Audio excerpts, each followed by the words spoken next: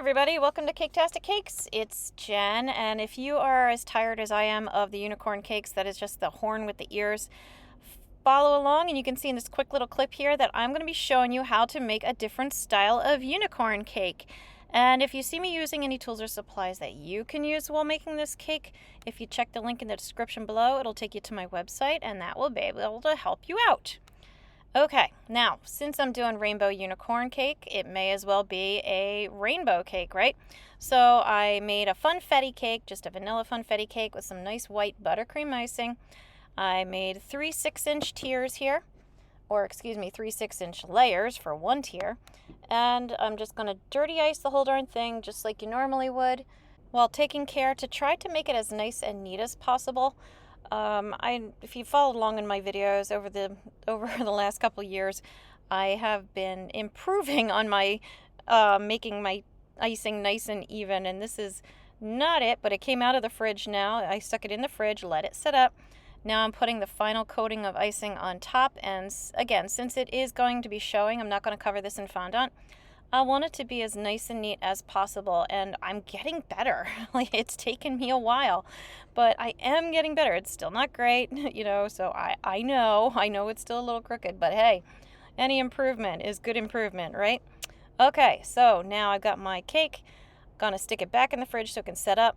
And in the meantime, I just went online and found a little picture of a horse, and then I realized I hated it, so I just free-handed a horse head here. It has kind of more of a giraffe neck, but I'll fix that in a minute. So I just cut it out, traced it out, gave him more of a fat neck. So now he looks more like a piece from chess, maybe. And cutting him out, I'm using some gum paste. You could use fondant on this if you want to. I prefer gum paste in this situation just because it's a little stiffer. So if you were going to use fondant, maybe consider adding some Tylose or CMC powder to it to make it set a little better. But either way, slap that puppy right onto the side of your cake. And I just use a little bit of water to help it stick. You can see it's a little on the thicker side, but I wanted it that way. I may have gone a little bit too much in the thick department, but hey, nothing wrong with a thick unicorn, right? Alright, so I used my veining tool there to outline his jaw. I'm outlining his shoulder right there. I put a little hollow in his ear and his nostril. And now I'm going on to my next step. I have some pink icing, just some more of that icing that I had made before. I just mixed it with some pink. So I have a nice soft color here. And I'm using I think it was a closed French tip, just whatever one you want, and pipe yourself a border. This is the border I chose just because I thought it would be pretty. You could do stars if you want, whatever you want. Just go all the way around and try to take your time. And I realize I've been doing a lot of fondant and gum paste for so long that my border work is not as on peak as it used to be, but it's okay. So yes, if you mess up, scrape it off, start over if you need to. All right, this is how I made the horn. I rolled out some gum paste. I had colored it gold, and then I just very carefully pressed my knife blade into it at an angle while rolling it over my hands to create the spiral look that goes all the way up the horn. I had tried wrapping some gum paste around a lollipop stick to create the horn, but no matter how thin I made the gum paste, like how skinny I tapered it, by the time I wrapped it, it became so thick, like you'll see in a moment, my unicorn has like a little jaggedy hole in the forehead. That's where I tried to put it in. It was too thick. It like had this giant horn tumor thing coming out of its head. It was no good. So this worked a lot better. I was able to make it thinner. I kind of flattened it a little bit, paint it with some gold, let it dry. It works great. Okay, put a little dot of black gum paste in the horse's nostril. You see the little jaggedy forehead there. It's all messed up, but that's okay. It'll be covered. Cover it with details, right? I made a thin piece there that I forked at the end, and that is going to become the eye. So again, sticking with that unicorn look that everybody's doing with the horn and the ears, and the eyelashes, the closed eyes. Still have that same effect, so we still have the same feel of the unicorn. It still belongs to the same unicorn family. Just a little different presentation of it. I gave it a little happy face because my unicorn is happy, why not? And I filled in the ear with a little bit of pink gum paste, the same shade of pink as my icing. All right, now I'm going to show you just a couple of these. I just took out some pink gum paste, the same one that I used for the ear, rolled it out thin but tapered, you see? and kind of long, and these are going to become the pieces of the mane. I'm going to do this for all of the colors that I use, so I'm just going to show you a couple of them because, you know, it's not too crazy or involved. Once I have my pieces set up, I'm using my knife to press some lines into it to kind of give it the effect of strands of hair.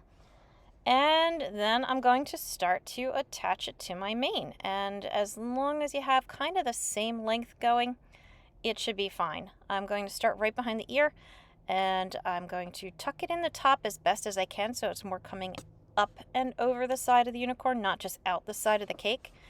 And I'm going to curve it as it's going down.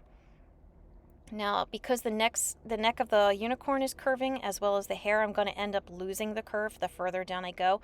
So you're going to see, like I just did there, I'm going to start curling the pieces. I'm going to overlap them a little bit as I go, you know, whatever you want to do.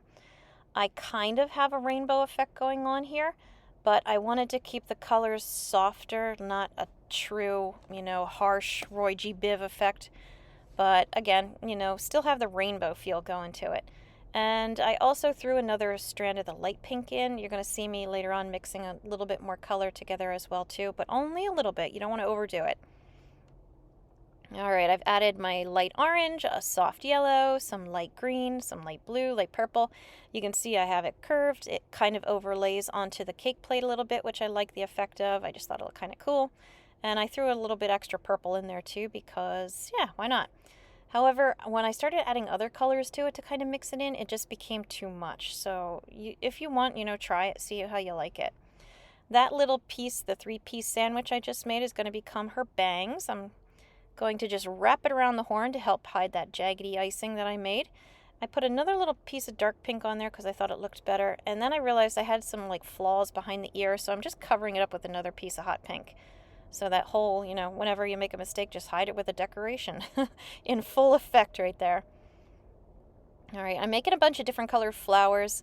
I have this little pressing kit that I got. It's a Wilton flower pressing kit, and it just stamps out these flowers so they're three-dimensional and they're decorated on both sides. Quick and easy. You know, you don't need to see me make a bunch of them. If you have hearts, you could do hearts. If you just want to put rainbow pearls, you know, something like that. I just put flowers because I thought it was pretty.